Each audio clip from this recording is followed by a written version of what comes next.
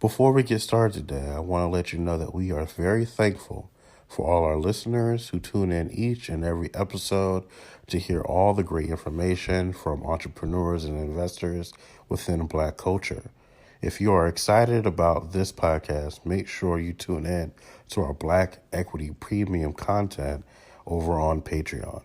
To get access, you can click in the show notes and follow that link over and become a full-on patron. We would appreciate your support, and we are going to make sure we deliver content just like this on the sneak preview episode of Black Equity Premium. Also, if you are an entrepreneur or investor and you want to be a part of our digital network, you can text the number inside the show notes and text the word Black Equity to get access to all the latest updates dealing with access to capital, strategic partnerships, and other opportunities as well. We thank you again for being an avid listener and coming in each and every episode to listen in to the Black Equity Podcast. I'm DJ Moultrie of the Black Equity Network, and here is your Black Equity Premium sneak preview. Enjoy.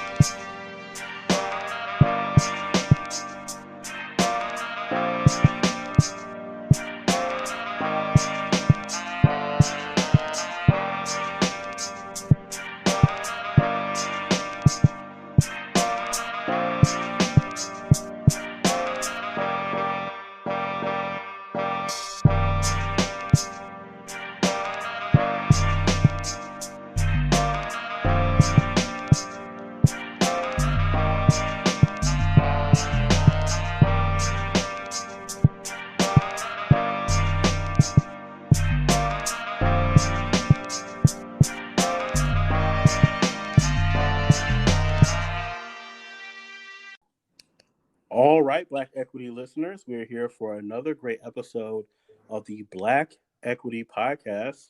I'm excited about this conversation. We don't get to talk about this enough. Today, we're going to talk about more opportunities to acquire. And on this episode, we have a very special guest who's actually launched his own fund in the space of acquiring. We have Tosin Oduwole on the line. Tosin, are you there? Yes, I am. Tosin, welcome to the Black Equity Podcast. Thank you so much. It's a pleasure, man. I've been following you guys on Instagram for quite some time, so I was very, very excited when you had invited me on the show. Definitely. Tell us a little bit about yourself, and I know you have a fund that you recently launched. Tell us a little bit about yourself and the fund. Great. So, it goes back to the 80s, actually. I was born in St. Louis, Missouri. Okay. Both my parents, they left Nigeria when they were really young. I believe my dad came here when he was 17 to go to design school. And my mom, she came here when she's, I believe, around 22 or 23. Okay. And so immediately that they got here, they got married, had my older brother, then had me. And one thing that in hindsight I kind of look back on, which I thought was kind of weird, is that from the second they came to this country, they were thinking about entrepreneurship. They were trying to think about how they could buy property or start businesses and stuff like that. So kind of growing up, I was always seeing my mom specifically, just really seeing her hustle, like really seeing her try to put together this clothing store that she had for quite some time in St. Louis. It was called Contemporary African Fashions. Okay. And so all she would do is she would sew African clothing for like weddings, bar mitzvahs, people that were celebrating like 50th birthdays and stuff like that. And Okay. so I used to always see her trying to like generate new clients and get leads and market herself and go to trade shows and stuff like that. And so I figured, as a kid, I'm thinking that's just mom just working. And then, as I got older and I started looking back, I was like, oh no, she was building a business, Mm. and so, and then when they started buying property around, I think they were like 25, 26 when they started buying property. My dad had bought a 28 unit apartment building. He also had an office building. And then my mom, she would just buy a lot of like single family homes in the hood. She'd fix them up and then she'd rent them out to elderly Section 8 tenants. And so she used to bring me along with her when she'd be picking up the Wow. rent checks from the 28 unit and stuff like that. And, I never wanted to go with her, but she would always just drag me. Right. Because I was like, yo, I don't want to go all the way over here. Then we got to knock on the door. Sometimes the tenants don't want to open the door because they don't have the rent money. And we're just sitting there banging on the door. And I'm like, yo, I want to be home. I want to go home and play Sega Genesis or something, Right. whatever. Right. And so, yeah, so I grew up in a household of people that were just really trying to put things together. They never really had any guidance, that they didn't know anything about American culture. Inside my house, it was Nigeria. It was only America when you stepped out the front door. You That's feel, dope. you feel That's me? dope. I like that. Yeah, but inside the house, Nigerian food, Nigerian music, Nigerian movies, Yoruba language. It was, so I just grew up in that. Yeah. And then, I credit my mom with teaching me how to adapt in any type of environment. She used to always tell me that one of the things that she always did was that her accent is very thick. It's still thick to this day, and she's been in this country for like 40 years. And so when she would do business or try to collaborate or get new clients, people would always think, oh, this is just this little old African lady. She don't know nothing. English is terrible. And she would say that she wants people to think that she's incompetent so that they won't stand in her way and they won't ever try to knock Underestimate anything. her. Yeah. That's dope. And so, yeah, but she's very, very much fluent in everything American culture. Right. It's ridiculous. And so I kind of took that from her, and being raised in St. Louis, grew up a little bit in Chicago, and then when I was 14, I was getting a lot of trouble in school, like a lot of trouble. I was getting suspended like every 2 or 3 weeks for like a good 4 or 5 year period straight, from like fifth grade in elementary school all the way up to ninth grade. I was getting suspended like every 2 or 3 weeks. Now, And was it so something serious, or you were fighting, or what was it would causing be fighting would probably be the most occurring factor. Sometimes it'd be like mouthing off to teachers.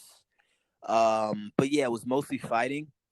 And then, when I was 14, my dad was like, I'm out of hand, I'm out of control. And he's like, you know what? I'm going to stick this kid in a boarding school in England.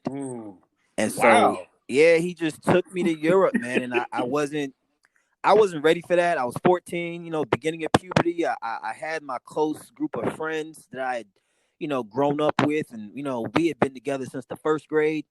Yeah. And he just took me out of St. Louis and shipped me to a boarding school called Pangbourne College in Reading, England.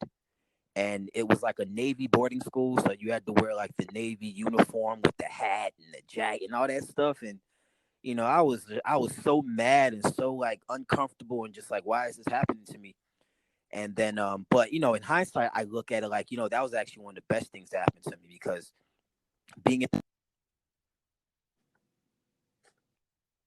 able to like kind of mingle with the other students, and a lot of those students were from all over the world, North Africa, Australia, Europe, Asia, etc.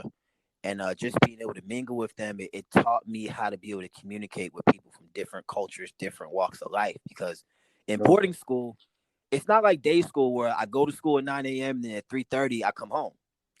It's like I'm living with these kids. I'm living with my classmates for 3, 4, 5 months at a time.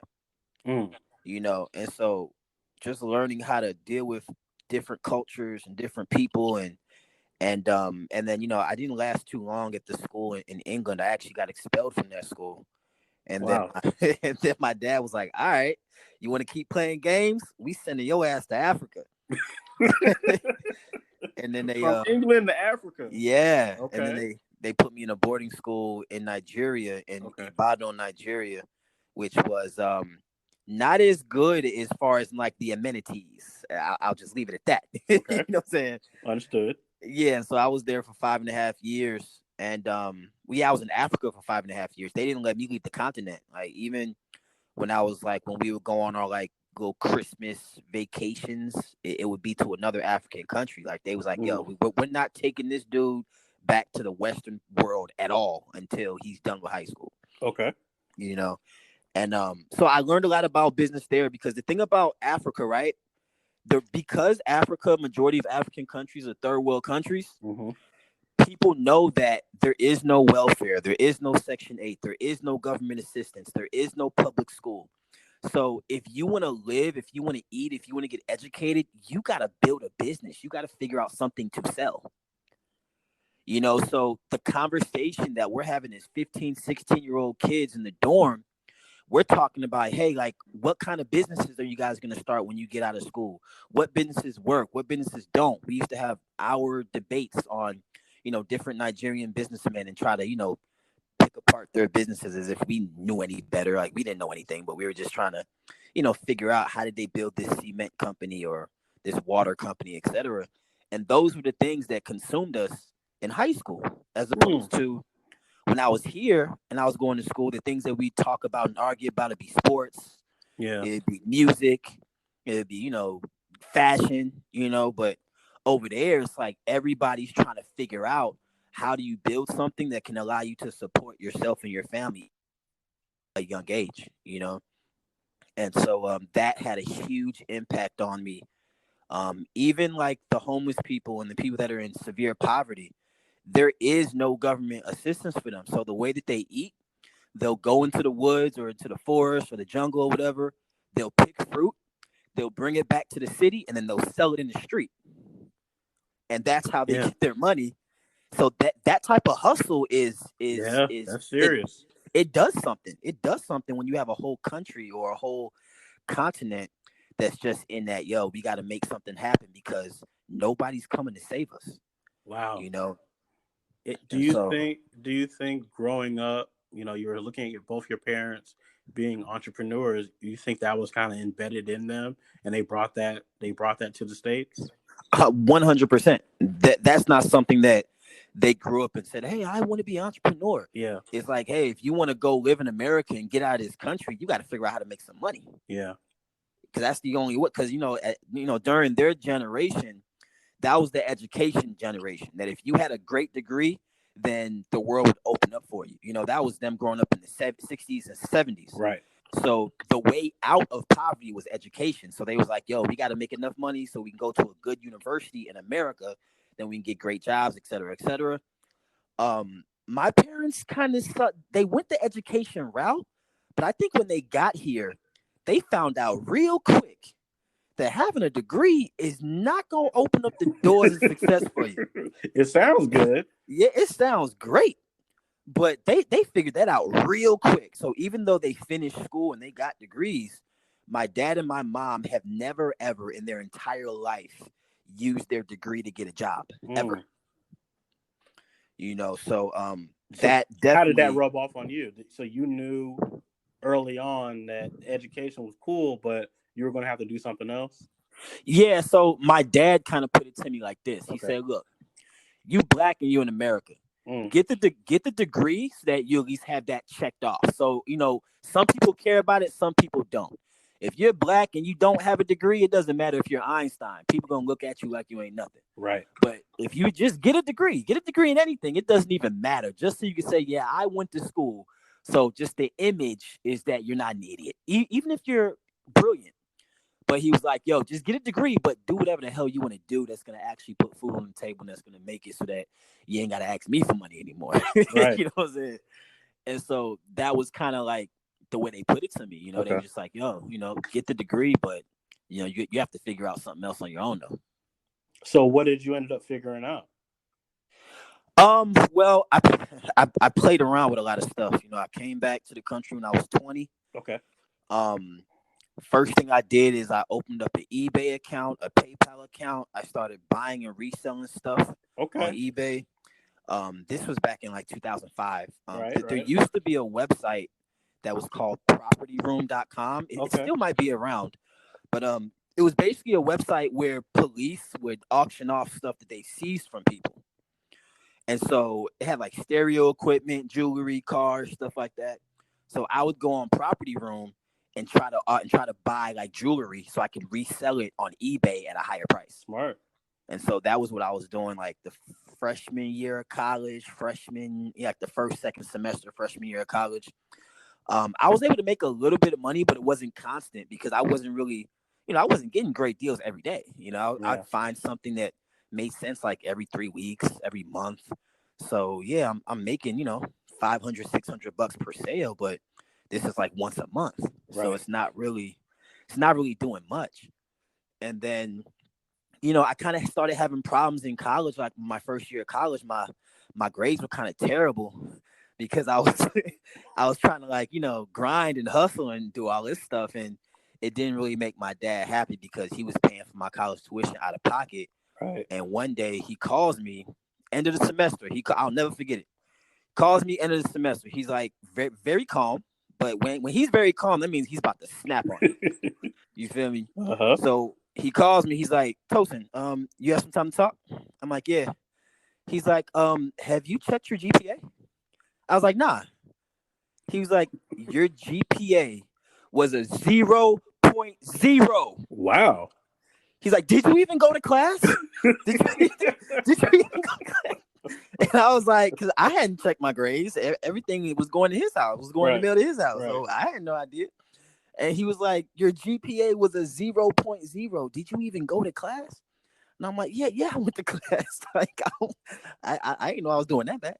So I kind of was like, just to kind of make him happy, and he was really upset, man. And I know that he was really kind of looking forward to me being back in the States and kind of just getting that part of my life over. So I kind of put, entrepreneurship on hold for like 2 years, and was just trying to get my grades up and just, just do good in school. And so I kind of fell back from entrepreneurship. I was still young. I was 21 years old. Yeah. And so I just kind of fell into school. I joined a fraternity, so I was, living the frat boy life, partying, doing all that stuff. Just, being a regular college kid, a regular 21-year-old college kid. What'd you end up studying? Business management is what I went to school Okay. for. Okay, Yeah. so you kind of knew, even though you were focused on school, it was still going to be in the business world. 100%. And Okay. I used to make music at that time too. Mhm. So I had a music business course because I wanted to learn about intellectual property and royalties and splits and all that Nice. stuff. Nice. Because I grew up listening to music, so I'd heard all the stories about artists getting screwed over by labels, and I had been knowing about that. So I was like, I want to learn, like, how do they actually divvy up royalties, and how do they recoup the money that they put out for studio time, et cetera, et cetera. And so yeah, I just kind of buckled in on that, and then ended up transferring to New Jersey where my dad lived, to finish school, just because the Midwest, man, I was just running into a lot of problems there. Got into some very, very unfortunate times in my life where I was wrongfully accused of some things, and I had to fight those things. Mhm. Having to fight the law, and it drained a lot of time, energy, and money. And so I had moved to New Jersey to finish school and kind of start fresh. Mhm. And that's kind of when I got back in the business. Okay. Watch out now. So you gotta get good now.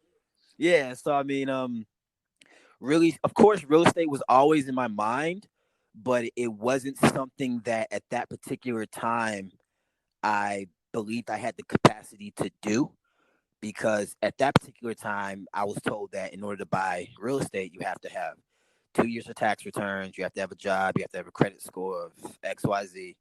I didn't have tax returns, didn't have a job.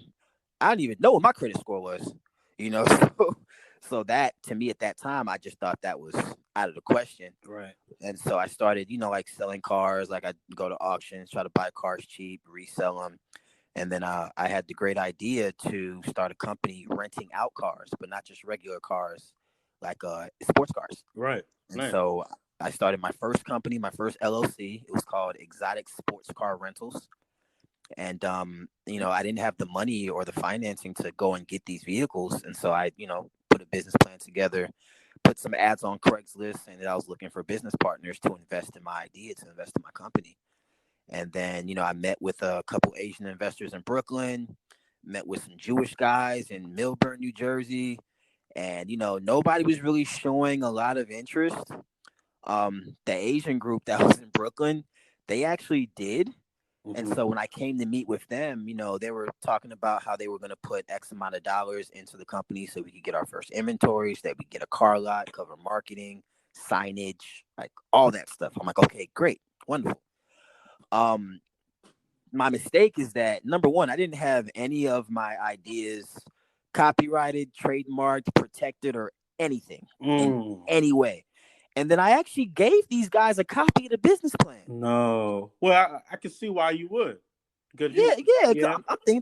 I'm thinking they about to give me some bread. I'm like, oh, y'all want to take a copy? No problem. Here you go. Yeah.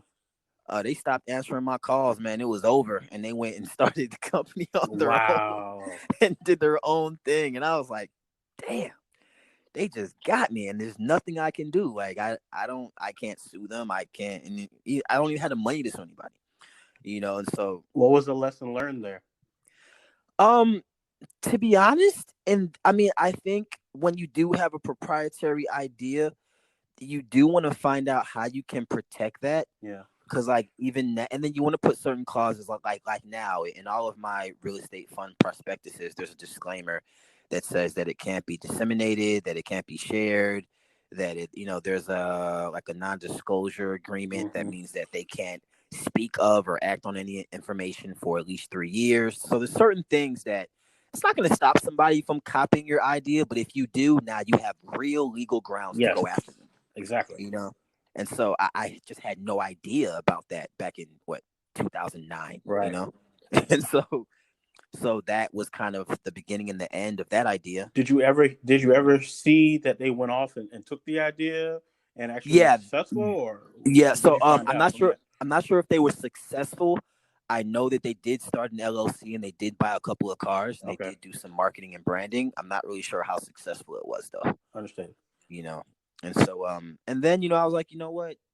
My mom, she was still in real estate. She was still buying houses, and every time she'd buy a house, she would call me and be like, "Hey, Tosin, I just got a house for $2,000, and it's gonna cost me $4,000 to fix it up, and I'm gonna rent it out for $800 a month." And I'm like, man, like, how you find a house for $2,000? Like, how you do that? Because keep in mind, around this time, this was around when the mortgage crisis had happened. The country was in a huge recession. Right. Inventory, especially single family homes, were really, really cheap in a lot of places in the country. And so it was not unheard of to find a house that was in pretty decent condition for $2,000 or $3,000 or $4,000 in the Midwest. Right.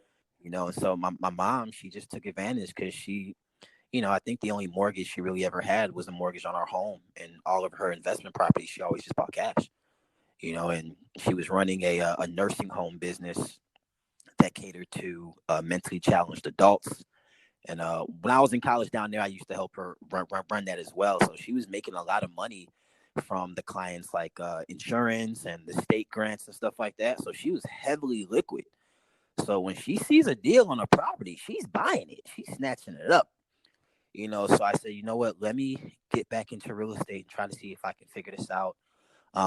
I never really wanted to take the route that my mom was doing real estate, because she was just doing single family homes. And I was always I wanted to do it like how my dad did and buy like apartment buildings and stuff. Right.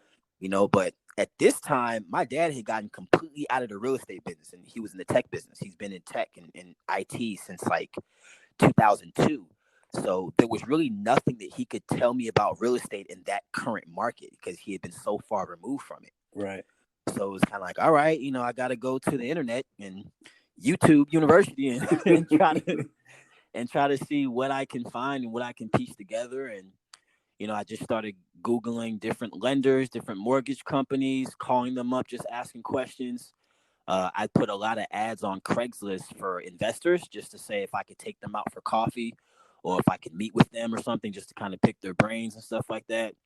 And there was a gentleman named Edgar Montalvo, Okay. uh, Argentinian guy, made a lot of money in construction, but he never really owned property himself.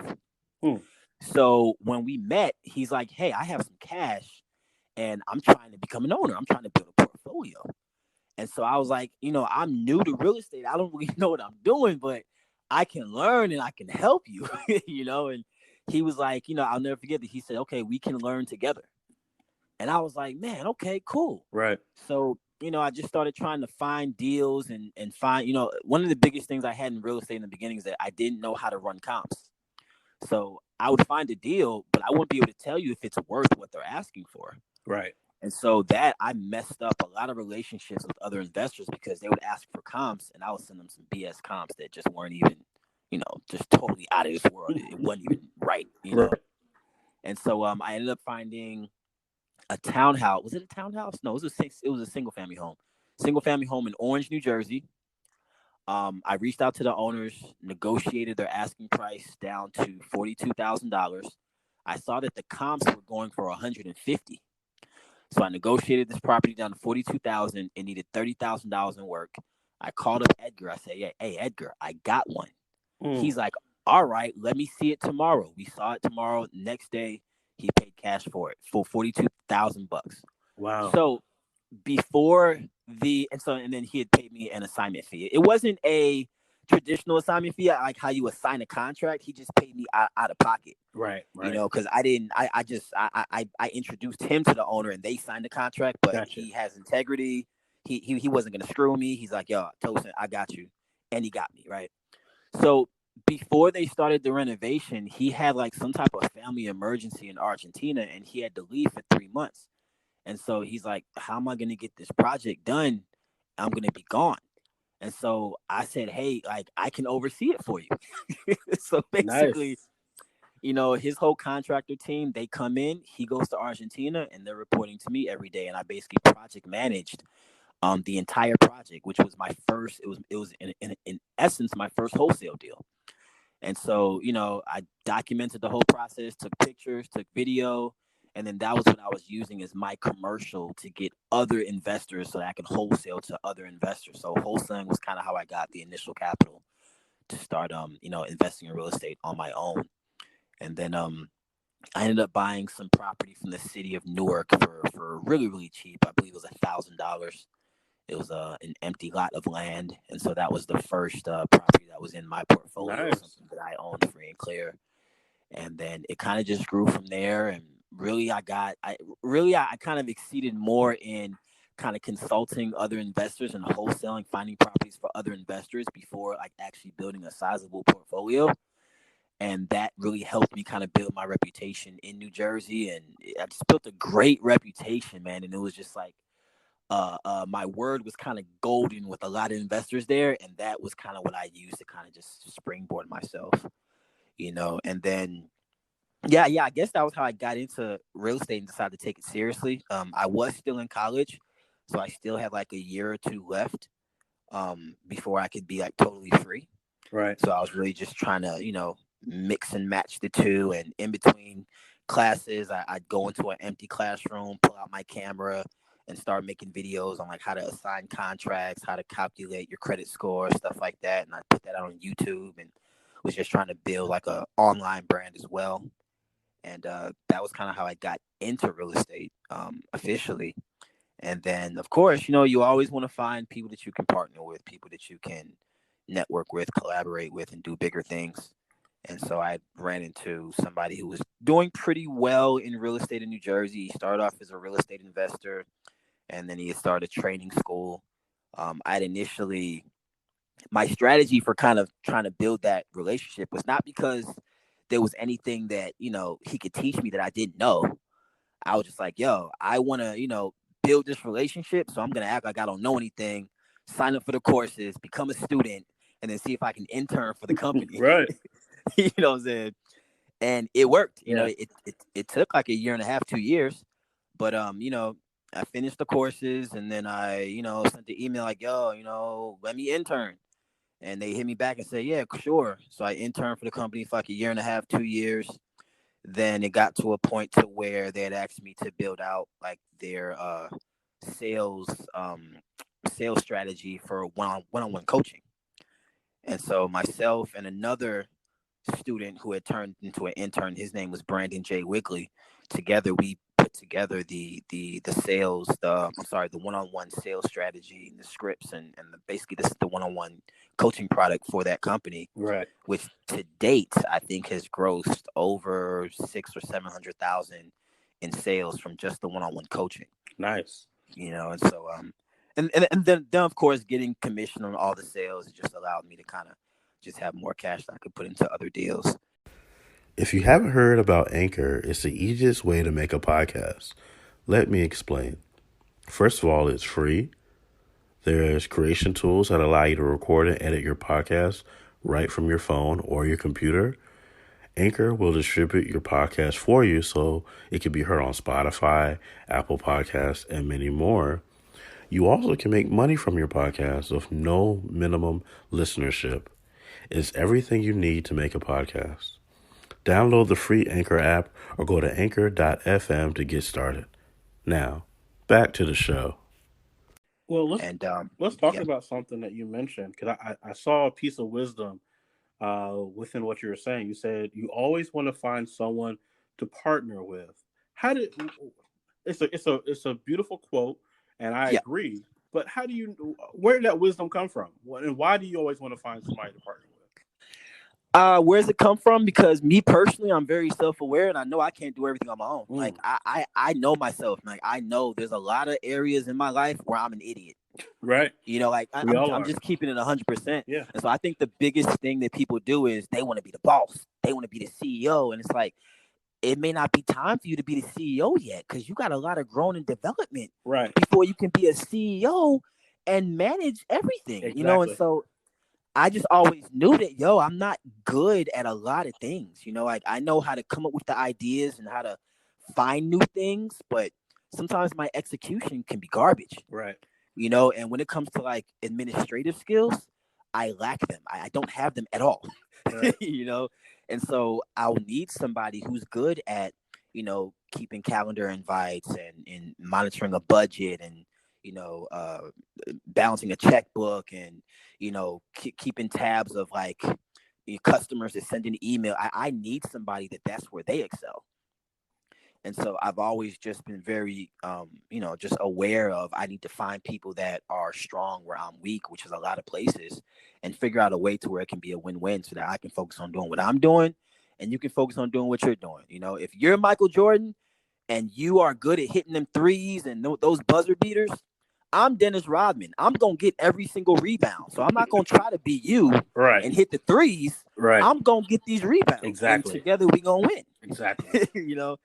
And so, but it takes a level of humility to have that self-awareness, because like 100%, a lot of people come into whatever game it is, whether it be real estate, whether it be business, and like you said, everybody wants to be the chief, and they want to boss everybody around and tell people what to do instead of being more collaborative and figuring out, what is everybody's strengths and how can we all eat together. Yep, 100%. And then another thing that I learned is that it's going to be very hard for you to be an effective leader or CEO if you're trying to tell people to do things you ain't never did in your life. Boom. Why am I going to listen to you? You didn't even do this, but you telling me to do it.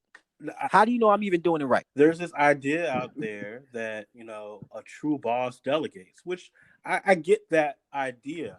But like you just said, yes, it's fine to delegate, but you should already been down that pathway in order for you to delegate that task so you know if it's done correctly or not. Exactly, correct. Like in order for me to delegate correctly, I got to know if what you're doing is right. Exactly. I could delegate, but if I never did it, for all I know, you could be going backwards. And I had no idea, but I feel comfortable telling you what to do. Or just feeling good and having my ego rubbed that, I'm the boss. Or you could be wasting resources. Something that could be taking only 1 day to do, you're taking 5 days to do because I just threw you at it instead of giving you a streamlined approach to it. Very, very true. Very, very true. So you have this world of real estate. You've built out this sales channel. So where are you now in your space of real estate? What new ventures are you getting into now? So right now, I co-founded a real estate fund about 2 years ago. That was actually about 2 or 3 years in the making before the world actually knew about it. Okay. Back in 2000, what was this? 2014 and 2015.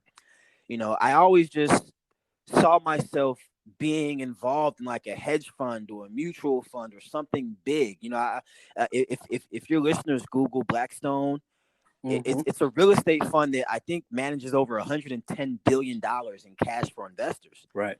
And so I used to hear about them on CNNBC and MSNBC and all these other funds. There's literally thousands of them.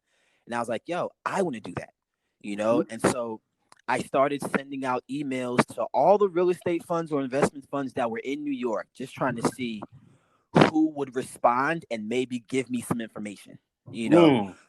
I didn't have money to pay for it, so I was looking for somebody to give me some information for free. Right. So so I wasn't expecting, everybody to just, give me their time, but I said, you know what, I'm gonna play the numbers game. If I send out 1,000 emails to, 4 or 5 key people at 400 different companies, somebody's gonna say something. Mm. And then, one day I was looking at my Snapchat notifications, okay, and there was somebody that was watching all of my snaps, and it was a very, very long name, so I knew it was a foreigner. Mm-hmm. But I was like, yo, who is this person? I don't know who this person is.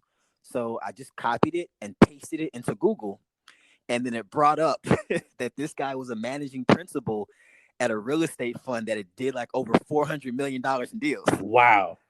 And I'm like, why is this guy following me on Snapchat? And who is this guy?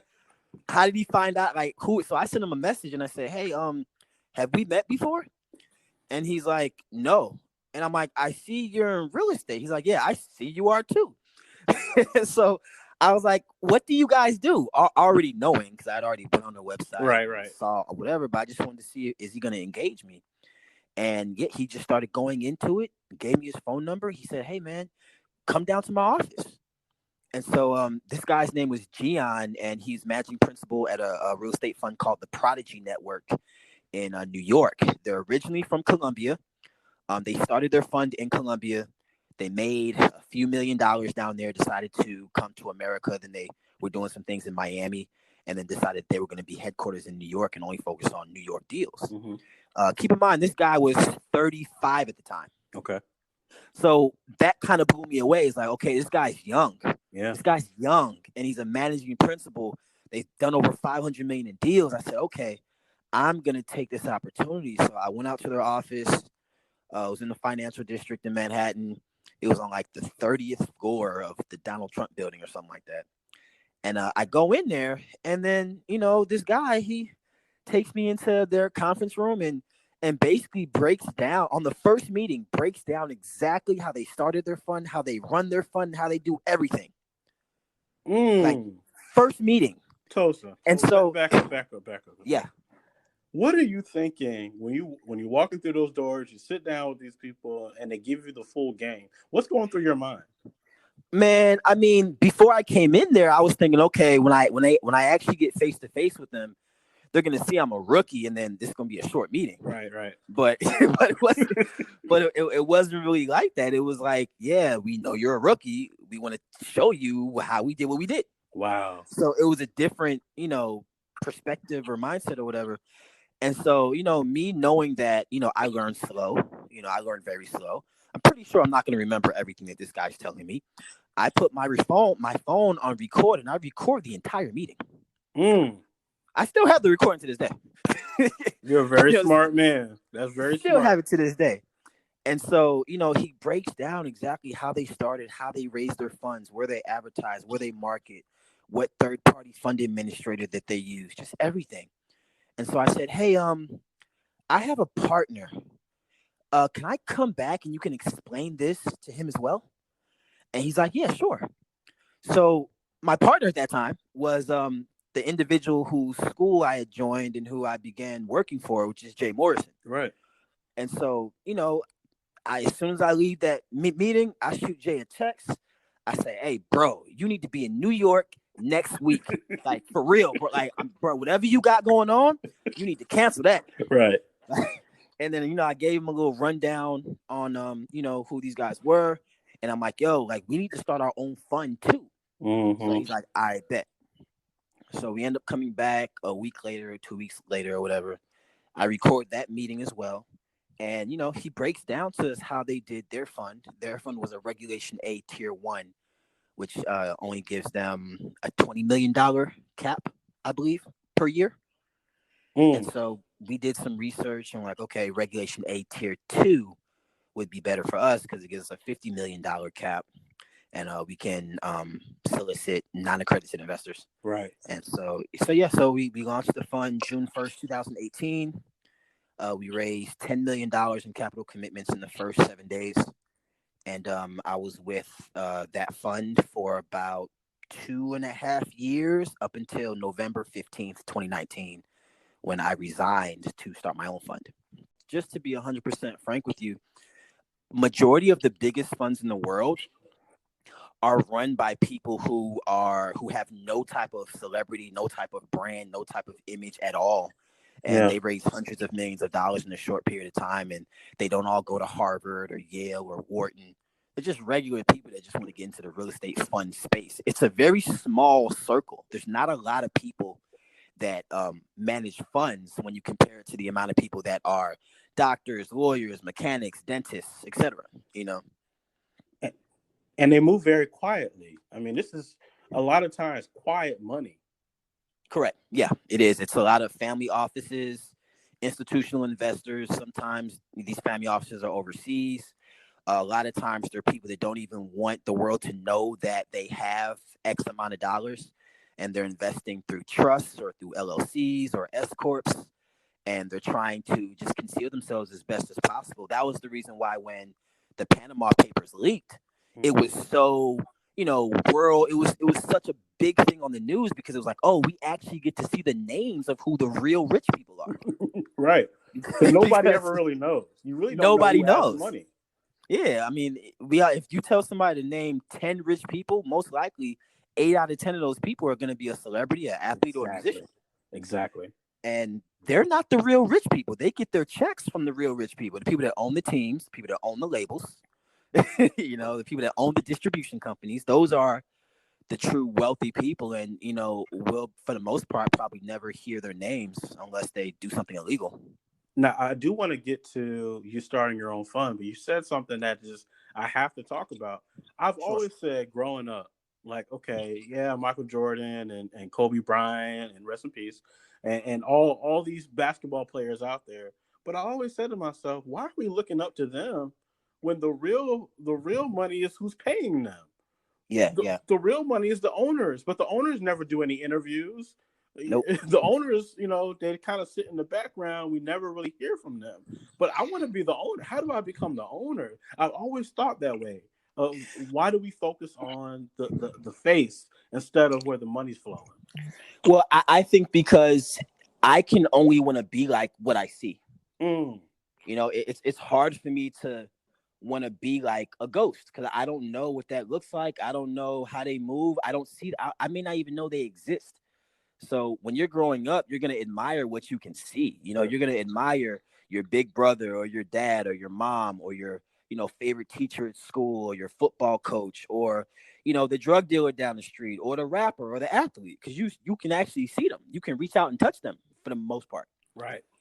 So I think that's kind of why there's an infatuation with that. And then also there's also something just enticing about being next to somebody or being around somebody that everybody knows. Like I think that's the reason why, people, love to take pictures with celebrities and post it on the ground because there's just something that people find enticing about being able to say, oh, like I was in the same restaurant with, T.I. or I was in the same restaurant with,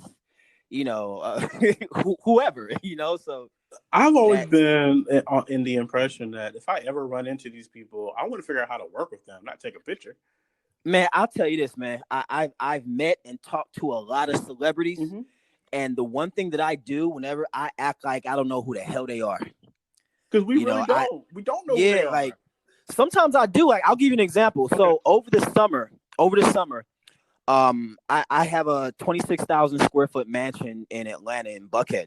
And what I do is I rent it out to rappers for their music videos. Okay. So when you look at the Migos music video, Ric Flair Drip, right, they shot that in my house. Oh, nice. You know what I'm saying? So I deal with rappers and people all the time. Over the summer, Chris Gotti walked into the house because they were shooting a video for one of their new artists. Chris Gotti is Irv Gotti's older brother. They ran Murder Inc., sold over $1 billion in sales. He was in insurance too, right? Yeah. So keep in mind, they also have a TV show series called and it's called Tales. That's on BET. Yeah. I watch Tales. I'm a fan of Tales. So the night before, just because I was bored, I watched the entire first season of Tales, not knowing that they were going to be the people coming to shoot the next day. Wow. So when their team walks in, I'm trying to tell them the ground rules, tell them where they can shoot, tell them what furniture they can and can't move, etc. And then Chris Gotti's walking in, and so in my mind, I'm like, oh snap, that's Chris Gotti. I'm like, snap, that's Chris Gotti for real. You might have manifested that if you were doing that the day before. Maybe. But crazy. when he walks in, I totally ignore him. Like, I don't say hi to him. I don't even acknowledge him. And I'm sitting here telling his guys, basically telling them where they can and can't shoot, telling them that they have X amount of time limit, that at that time they got to shut it down, they got to leave. And I'm kind of just doing what I do because this is my business. Like, you guys are paying me for this time. You're paying me for a certain amount of hours. After that time runs up, y'all got to get the hell up out of here. Right. No matter who you are. Exactly. No matter who you are. Right. So he now approaches me and starts to talk to me and tell me about what they've done. And in my mind, I'm like, I already know, but I'm acting like I don't even know who you are, what you do, what you've done. I'm like, oh yeah, you have a TV show? I'm like, okay, well, if you ever need a location in Atlanta, my rates are very competitive to anybody else. So I'm sitting here trying to say, look, if you're going to spend some money on a location, that's what I'm saying. Spend that money here, bro. Exactly. So that's I mean, smart. Yeah, to me, I don't really care, but I can definitely see and understand why some people do kind of place a certain type of pedestal on some of these people. On Spotify, you can listen to all your favorite artists and podcasts in one place for free. You don't even need a premium account. Spotify has a huge catalog of podcasts on every topic, including the one you're listening to right now. On Spotify, you can follow your favorite podcast so you never miss an episode. Premium users can download episodes to listen to offline wherever you are. Easily share what you're listening to with your friends on Instagram. If you haven't done so already, be sure to download the Spotify app, search for Black Equity Podcast on Spotify, or browse podcasts in your library tab. Also, make sure you follow me and you never miss an episode of the Black Equity Podcast. Now, back to the show. So you mentioned that you resigned and you went off to go start your own fund. So what has that process been like? It's been great. I mean, one of the reasons why I resigned is because I just felt like there was a lot of things that could have been done better. Okay. There was just a lot of stuff that I felt, being that, whoever's the first to do something, as we say in business, whoever's the first through the door catches the bullets. Yep. All the bullets, all the arrows. Exactly. So there was a lot of things that I saw that I felt, what? We should have known better. Or we should have maybe did it this way or wrote it out that way, et cetera, et cetera. And I felt, what? I can do this better on my own. Mm-hmm. And so I started my own fund, which is what I had been wanting to do since the beginning. But because I didn't have the financial ability to do so, I went and got somebody who did and partnered. You feel me? Right. And if I didn't humble myself and say, let me go and pull somebody else in, I would have never gotten that ground floor knowledge and experience to now say, okay, I know how to do it better. Yes. You know what I'm saying? So that's kind of where it came from. And I mean, it's not really that difficult. I guess that may be somewhat biased because I'm familiar with the process now. Mm-hmm. But it's really just about having, the proper SEC attorney that's going to file your PPM documents the right way, making sure that your offering is very clear and concise. A lot of the people that invest in funds, they're not financial analysts. So a lot of these terms that we use that we may think are just regular can be complete French to them, so you want to make sure that your offering documents, your offering memorandums, and exactly what you're doing with the money that you're raising. You want to make sure that that's very, very clear and just easy to understand for anybody, because there's a lot of people that have made a lot of money off of their job because they had a high paying job. But when it comes to investing, they don't know anything about anything. Right. So you want to make sure that it's clear to them and that they're going to feel comfortable saying, you know what, I'm going to put the minimum of $50,000 into your fund and let you decide where the capital is going to be deployed. So there's kind of like a strategy to that. And then also just making sure that you're well in line with all the SEC regulations, because you don't want to get in trouble. In this fund space, you do something illegal, especially now post Bernie Madoff, Oh your yeah. butt going to prison. Like you're They're going to watching. prison. You're going and they would love Yep. for it to be one of us Exactly. that messes up. And yeah, let's go ahead and use this dude as an example. So just making sure that your SEC attorney is properly telling you and showing you how things are to be filed, how business is to be conducted. And after that, then you can just go out there into the world and start soliciting people for cash. So, what is for you? What is the vision of this fund now that you get to uh, be the spearhead of this? How are you approaching this differently? What is the ultimate vision for the fund? Gotcha. So, growing up in the Midwest, I grew up between St. Louis and Chicago, right? So I remember Chicago when Chicago was a real gang city, when it was Mm-hmm. GDs and vice lords everywhere, when it was outside. Right. And I see how the city has the potential and how it has changed over the years, but there's still a lot of areas in the South Side that are just neglected. And Chicago is a black city. So I said, you know what? I want to create a $100 million offering, and I'm going to dump all of that cash into revitalizing the South Side of Chicago. Revitalizing the economic activity. In some parts of the South Side, there's no grocery stores that serve or that sell fresh food. Yeah, I was reading about that. The food desert. Yeah, yeah. So imagine if like you grow up just eating, processed foods. Like the first 10, 12 years of your life, you just like you haven't had a fresh vegetable since Yeah. you've been alive. Right. And so being able to not just invest and rebuild in multifamily housing, but also the businesses, and being able to fix up commercial storefronts and rent those out to local black businesses that are going to hire people from that neighborhood and kind of just rebuild a community, kind of like how in New York they have Chinatown, where if you go to Chinatown in New York, I'll probably say 90% of all the people that work in those stores and in those places are Chinese. A lot of the signs, they're not even in English. Right. They're in Chinese. Right. Yeah.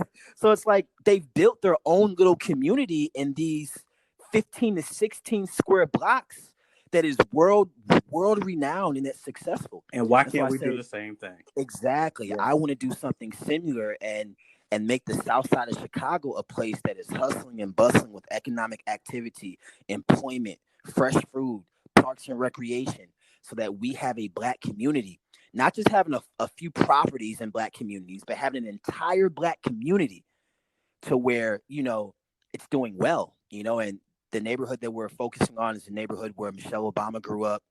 I believe Kanye West's mother used to live out there. A lot of notable people that we know of come from this particular neighborhood in the South Side. And so it kind of just, perturbed me how, like, it's been able to fall into the shambles the way it is. Right. And so I think, a real Black Wall Street is actually recreating a Black Wall Street to where you have another neighborhood to where for 10, 12, 13 straight blocks, it's all black owned. And it's not just black owned, but it's black owned and successful. Right. And thriving. Exactly. It's one thing just to own something and it be black, and it's another thing for it to be successful and thriving. Let's talk about that real quick. I know we're approaching the end of uh, the episode.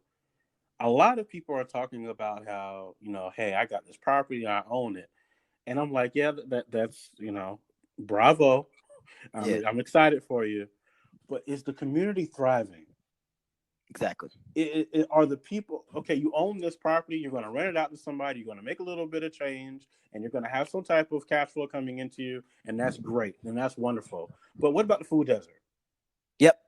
What about, the lack of jobs in this area, or the lack of this, or the lack of that? What's the bigger picture? And so what you're saying is, and it's funny, I didn't even know that you had this bigger picture. So I'm so glad we're having this conversation. Yeah, You're saying, let's look at the totality of this area and figure out how to build a ecosystem for the people in it to thrive and have lives that they can be proud of. correct. Correct. 100%. And I really kind of took that from what I've seen in Chinatown. I lived in New Jersey for about 12 years. And so I'd be in New York all the time. I used to own a sports bar in Manhattan in the East Village. So I was in New York every day at that point in time. And I would see how Chinatown, as small as it is, it's generating, hundreds of millions of dollars a year from just these, 12 or 13 blocks. Same thing with Little Italy. Same thing with Koreatown in LA. So I was like, okay, the actual blueprint is there. It's happening. It's everywhere. It's being done. But why are like we not copying that? Mm-hmm. And I've seen something similar in like Prince George County in Maryland, where there's a lot of people of color that are very well off. But I haven't really seen that in a major city. I Right. haven't seen that in a Chicago or New York. I guess Atlanta could kind of qualify, but there's still parts of Atlanta that are black and poor as hell. Right. So I don't really think that it's been mastered anywhere in this country to where we have multiple examples in major cities to where we are winning. I would love to talk to you, maybe off air, about some of the cities that we could target long term. Yeah, Obviously we bumped into each other with this perspective of having funds and where are we going to allocate these resources. I would love to talk to you about different strategies internationally that sure. we can look at. Oh man, I'm glad you said that because I've actually been delving into that as well, and I'd love to kind of share with you my notes on that as Yeah, well. we're going to have to talk. We can't let them have Yeah, it all. yeah, for But sure. but I will say this: if we end up working together, I believe in quiet money.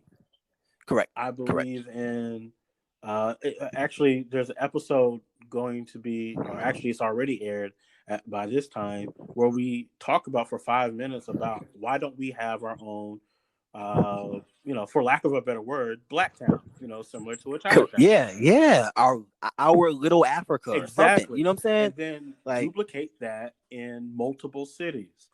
yep. And for me, that's the real play. The whole, similar to what you're saying about getting single family properties, that's cool. And there's nothing wrong with that. But I believe that we choose the level in which we play. Correct, And if we're correct, going to play this game and we have all the opportunities in the world, why wouldn't we do what we've all been asking for the last 30 or 40 years? We all grew up in correct. this and said, we don't have this and we don't have that. Well, Yep. now's the time to have it. 100%. hundred And percent. I so agree. I don't know what those cities will be. Actually, I have a couple ideas, but I don't want to share with everyone Yeah, yet. definitely. But I would love to have that conversation, because if we can figure out where to target these areas, and for the next 20 years, the next 30 years, shift it, that's something you can look back on your life and be proud of, because Hundred you percent. you put the work in for something that's going to change generations forever. 100%. And I believe there's also a lot of other people that are thinking the same thing, and Mhm. maybe we need to organize some type of like sit down to where we have 15 or 20 people that are on this same type of time, and we all meet somewhere in the city somewhere and just have 3 days to really map out some things. I know in Houston, Christopher Senegal, he Yes. started a fund, Yes. and he's doing some great shout outs to Chris, man. Chris is doing some great things in Houston. I believe their fund, they've raised about $1.1 million to date, and they're doing a lot in the Fifth Ward, I believe. Hmm. But there's a lot of Chris Senegals around in the country. There's a lot, like, where it's not just me and Chris and Donald Two Peebles. There's a lot of people that are doing There this, is. but for some reason, there's just a disconnect in us figuring out who's who and being able to connect and get on one accord. But yeah, I think it's something that's very, very possible. The blueprint's already there. Now we have more access to knowledge and community and everything than ever before, partly because of the internet. So Well, You know. I'll say this before we let everybody know how they could potentially reach out to you and work with you. I've Sure. reached out to a lot of different people. The podcast now has over 280 something episodes. Oh wow. And what I have found is a lot of people are doing really great work in their particular cities.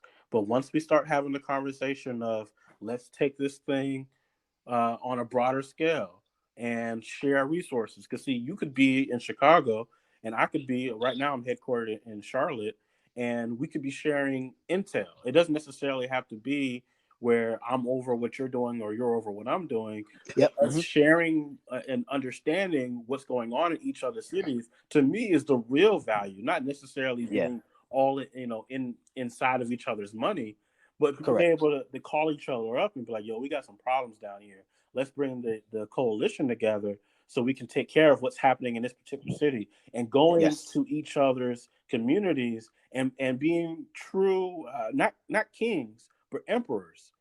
Correct. Yeah. Kings, Yeah. they own one territory. We Yep. got to be able to own multiple, Definitely. and that's the way I'm envisioning it. But how can people work with you, Tosin, and potentially partner with you? Well, I mean, first it just starts with us connecting on social media, which will probably be the easiest way.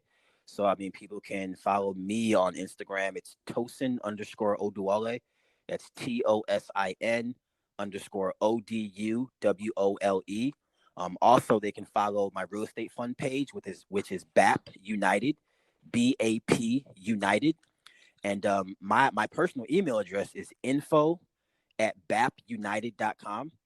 And yeah, I'm totally open to partnering and collaborating with anybody who's trying to do something of significance that's actually going to help us. And I mean, it's cool to make money. I want to make money too. I'm not against making money. Hey, I'll do some deals with you too. But Right. for the long term, I kind of want us to just take the opportunity to do something significant. And yeah, I'm open to anything that kind of fits that bill. Well, thank you so much for sharing your story. There's a lot of wisdom jam packed in this episode. I know it's going to shift the culture. A lot of people have been waiting for this conversation. Believe it or not, they've been waiting for this, whether they even knew it or not.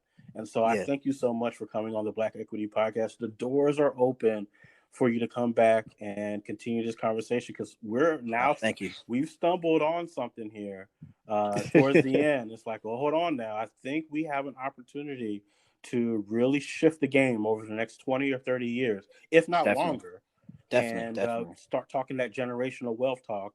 And I look Correct. forward to having that conversation in the future. Any final thoughts or final remarks for people that are listening? Oh man, I wish I had thought of something real cool to say. I mean, I guess I can just say that every day is an opportunity for us to make the following days better. So whatever that means to you, whatever that means to your circle, your family, is just not for us to not take these days for granted. I'm 34. I'll be 35 in July. I never even envisioned myself or what it would be like being in my 30s, as a kid or in my 20s. You know what I'm saying? Yeah. So it's like we're gonna be older. We're gonna get to that second, third, fourth, fifth stage in life. So think about what world you want to live in when you're 50.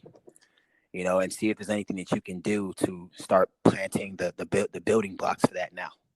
I couldn't have said it better myself. Thank you, Tosin, for coming on the Black Equity Podcast. And we'll be talking to you again. We are truly grateful for today's guest. If you are interested in becoming an approved Black Equity Strategic Partner with this company or one in the past, simply send us an interest inquiry to the following email: djm@djmotri.com. Once again, djm@djmotri.com. Let us know your name, your company, your services, and which guest you are interested in partnering with. As an approved partner, you will have exclusive access to our network and have first opportunity at future partnerships as well. Thank you for tuning in, and be sure to join us on the next episode of the Black Equity Podcast.